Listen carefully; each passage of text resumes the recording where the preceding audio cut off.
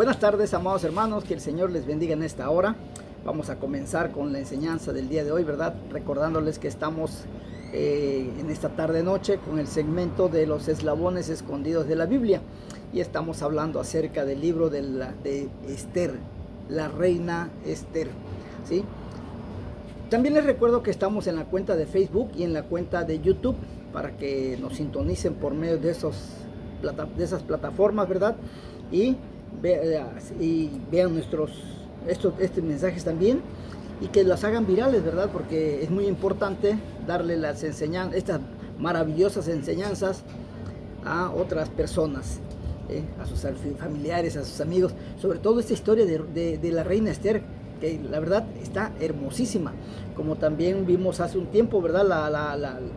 La historia de Ruth, una maravillosa historia. Ahora bien, también les recuerdo que por las mañanas estamos hablando de un tema muy interesantísimo, sobre todo para esta época, ¿verdad? Del libro del Apocalipsis. Estamos a punto de terminar el capítulo 19, para entrar al 20, pero estamos hablando de unas cosas muy interesantes en un paréntesis que les pedí la oportunidad de que me dieran para abrirlo, ¿verdad? Y enseñarles, mostrarles algunas cosas demasiado interesantes. Entonces, todo vamos bien. Ustedes, pues hasta ahorita algunos me han manifestado su apoyo, ¿verdad?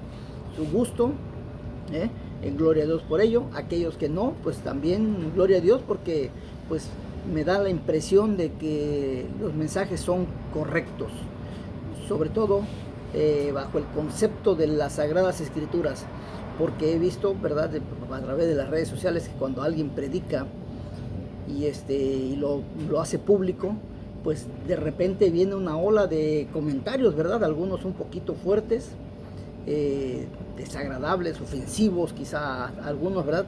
Algunos sí, pues son de buena fe, pero gracias a Dios los mensajes que un siervo de Dios y servidor de ustedes le ha dado, pues hasta ahorita ha tenido una buena aceptación. Pero bien, pues vamos a comenzar entonces con la enseñanza del día de hoy y nos vamos con Ruth. Estamos hablando del capítulo 2, ¿verdad? En su versículo, y habíamos hablado el día anterior acerca del versículo 19, que la reina Esther ya había llegado estaba en la primera casa, que era lo que ahí se agrupaban, ¿verdad? Se juntaban las doncellas, ¿sí? Aquellas que no habían tenido varón, ¿sí? Aquellas vírgenes, ¿sí? Y de ahí, cuando le tocaba el turno a una de ellas, se iba a la casa del rey, ¿verdad? Del rey de Persia, Jerjes, que es el tema de nuestra historia. Y el rey pues pasaba la noche con ella, y al siguiente día, pues si el rey ordenaba, pues se iba esta muchacha, recogía sus cosas y se iba a una segunda casa. Pero en este caso llega Esther, ¿verdad? Y dice las Sagradas Escrituras que fue del agrado del rey, y el rey le dijo: hasta aquí se termina este evento, este concurso de belleza, ya no más doncellas, contigo es más que suficiente, no te vuelves a ir a la casa y tú vas a ser la reina a partir de ahora. Después vemos que en el versículo 20, ¿verdad?, de este mismo capítulo 2, el rey manda a hacer un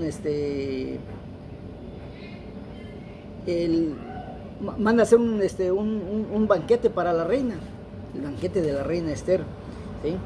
Y también recordemos que a Esther, Mardoqueo, su primo, le había dicho: no vayas a decir de qué nacionalidad eres, porque había algo por ahí oscuro contra los judíos, que Mardoqueo le dijo, la previno y le dijo: ¿sabes qué? No vayas a avisar que eres judía, porque hay cierta situación por ahí que vamos a ver un poquito más adelantito. Pero ya vamos a meternos al versículo 22, ¿sí? El versículo 22 nos dice: Mardoqueo denuncia una conspiración contra el rey. Leemos entonces en el libro de Esther, en su capítulo 2, versículo 21 al 23, que nos dice: en aquellos días, estando Mardoqueo sentado a la puerta del rey, se enojaron Bigtán y Teres, 2 eunucos del rey, de la guardia de la puerta, y procuraban poner mano en el rey Asuero. Cuando Mardoqueo entendió esto, lo denunció a la reina Ester, y Ester lo dijo al rey en nombre de Mardoqueo. Se hizo entonces una investigación del asunto y fue hallado cierto. Por tanto, los 2 eunucos fueron colgados en una horca. Y fue escrito el caso en el libro de las crónicas del rey. O sea, todo Mardoqueo es el primo de Ester, ¿verdad? El que hace todo el trabajo para que Ester participe, ¿verdad? Para ser la esposa del rey. Él trabaja en el palacio, se entera de una conspiración contra el rey y lo anuncia a Ester. Se comprueba lo dicho por Mardoqueo y mueren estas 2 personas. Pero pongamos mucha atención a este último detalle, ¿sí? Este fue un incidente realmente interesante, pues resulta que Mardoqueo estaba sentado a la puerta de la ciudad y las multitudes entraban y salían por la puerta. Entonces escuchó la conversación entre 2 hombres, y cuando oyó mencionar al rey, el nombre del rey, escuchó con mayor atención para saber de qué estaban hablando, y descubrió que estaban tramando asesinar al rey. Así que Mardoqueo le hizo llegar a Ester la noticia acerca de este complot. El meollo del atentado contra el rey más bien era una rencilla familiar. Resulta que un potentado oriental, escondido entre columnas, se encontraba hablando con otras personas y tramando algo en contra del rey. De hecho, en la corte oriental eran comunes este tipo de intrigas. Parecía haber siempre alguien que ambicionaba el cargo del rey, sobre todo entre las mismas familias. Sin embargo, la nueva posición de Mardoqueo le colocó en un punto apropiado para poder escuchar lo que se tramaba. Después de que Mardoqueo le informó a Ester sobre el plan que había para matar al rey, ella lo dijo a su marido. La investigación sigilosamente realizada confirmó que las noticias eran correctas y los conspiradores fueron arrestados y no tuvieron que pasar por un largo juicio, porque el rey ordenó que fueran ejecutados inmediatamente en la horca. Este fue un castigo ejemplar para disuadir a otros que pudieran tener las mismas intenciones de conspirar contra el rey. Y todo este incidente fue debidamente registrado en presencia del rey en los registros reales, ¿sí? Es decir, en los libros en los que se escribían las historias del reino de Persia, o dicho de otra manera, en las bitácoras del rey, ¿sí? Las crónicas del rey. Amado hermano, es realmente interesante notar aquí una omisión. Mardoqueo no fue recompensado o reconocido por su acción al momento. No se dice que hubiera recibido una medalla ni una condecoración.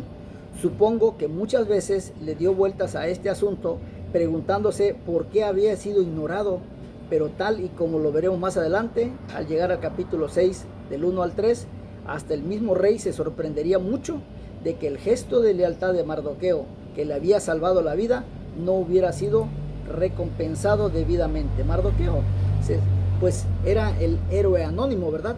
Pero pues se sorprendió que ante la noticia que él da y se comprueba que él fue pues el que informó, pues no lo premiaron con nada, no lo condecoraron con nada, todo se quedó en silencio, ¿eh? Por ello nos preguntamos, ¿por qué fue Mardoqueo pasado por alto en este incidente de tanta importancia en ese mismo momento? Es que Dios estaba controlando todas las situaciones y dirigiendo el curso de los acontecimientos.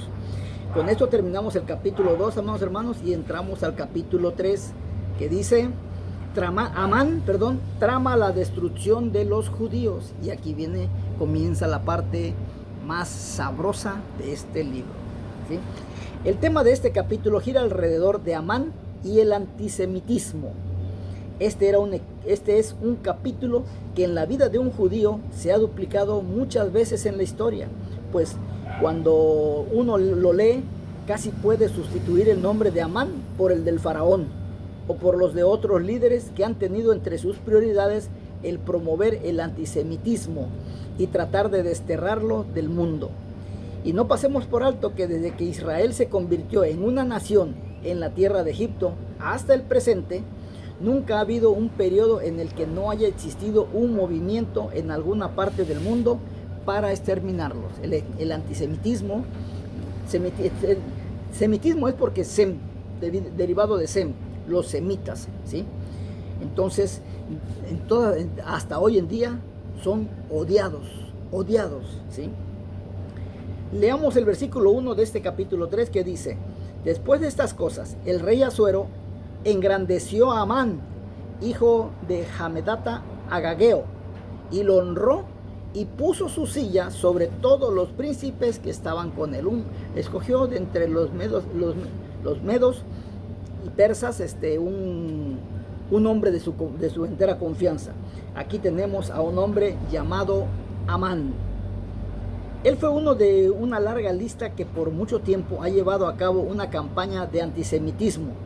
Fue ascendido por el rey a una posición que correspondería al cargo actual de primer ministro, o sea, fue como lo que hoy es un primer ministro.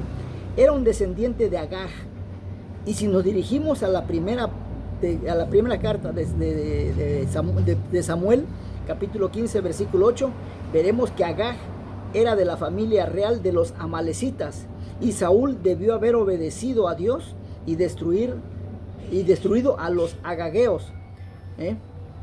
Acuérdense que Samuel le dijo a Saúl: ve y mata a la gente de Agag, todos, mata hombres, mujeres y niños, y las mujeres que están embarazadas, crúzalas, mátalas a todos. Sin embargo, Saúl no obedeció. Saúl fue la primera desobediencia, y desde ahí Dios le quitó el trono, tan solo a 15 días de haber estado como rey. Duró 40 años, sí, pero siempre porque Dios es misericordioso, ¿sí? Entonces, hay veces que decimos que los ungidos de Jehová, ¿sí? Abusado con tú que te crees ungido de Dios, porque Saúl también fue ungido de Dios y trabajaba fuera de la voluntad de Dios. Y hay pastores hoy en día que dicen: es que nosotros somos los ungidos de Dios, ¿sí? Pero dentro de los ungidos también hay gente perversa, y tú puedes ser uno de ellos. Así que tengan mucho cuidado aquellos que se sienten ser ungidos por Dios. Les recuerdo, Saúl también fue ungido por Dios. Sin embargo, durante 40 años Dios lo tuvo todavía como rey, pero Dios lo aborrecía, ¿sí? No te vaya a pasar lo mismo a ti, pastor, ¿sí? Que creyéndote ser ungido, crees que puedas hacer lo que quieras. Ahora, si Saúl hubiera hecho lo que Dios le ordenó, su pueblo no se habría encontrado en esta situación en este tiempo de la historia de la antigüedad, porque los agageos habrían desaparecido completamente. Sin embargo, Dios pudo ver el curso del futuro de la historia y sabía lo que iba a suceder, pues el error de Saúl, al no haberlos exterminado, casi condujo al exterminio de su propio pueblo años más adelante. Por ellos, Dios lo aborreció y le quitó el reino y se lo dio a David. Y así, en este pasaje, vemos a Dios actuando desde fuera de la escena, pero protegiendo a su amado pueblo. Y entonces, Dios iba a detener a Amán, y ahora comenzamos a ver por qué él había colocado a Esther en ese trono. Y si ella no hubiera estado allí, el antisemita Amán habría exterminado a los judíos en ese momento. Esa era, por supuesto, su intención. Continuamos leyendo los versículos. Retomando un poquito, porque ya me queda poquito tiempo y no nos va a dar más tiempo para hablar de este asunto. Amados hermanos, sí es cierto, no se enojen, mejor pongan sus barbas a remojar, pastores, ¿sí? Porque el ser un ungido de Dios no les da un derecho sobre la iglesia. Recuerden una cosa, pastores, que ustedes no son los amos y señores de la iglesia. En un templo donde se congrega un grupo de llamados iglesia, ¿sí? Les recuerdo, y no lo olviden, que ustedes solamente son un obrero del Señor, pero la esposa de Dios, la que manda, es la iglesia, es el pueblo. es la asamblea, no ustedes. Ustedes han tomado equivocadamente la postura de ser los mandamás. Creen que los templos son sus parcelas, pero no es así. Los templos, la iglesia es la que manda en los templos.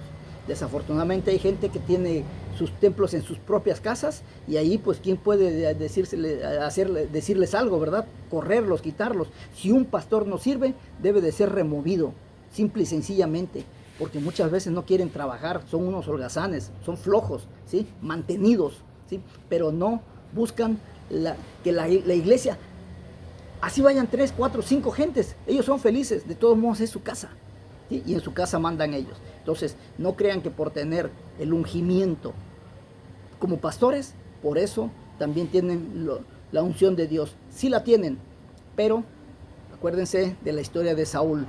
Fue ungido y reinó 40 años, pero Dios desde 15 días después de su unción fue rechazado por Dios. Hoy se me acabó el tiempo, mañana continuamos. Que Dios les bendiga, hasta pronto.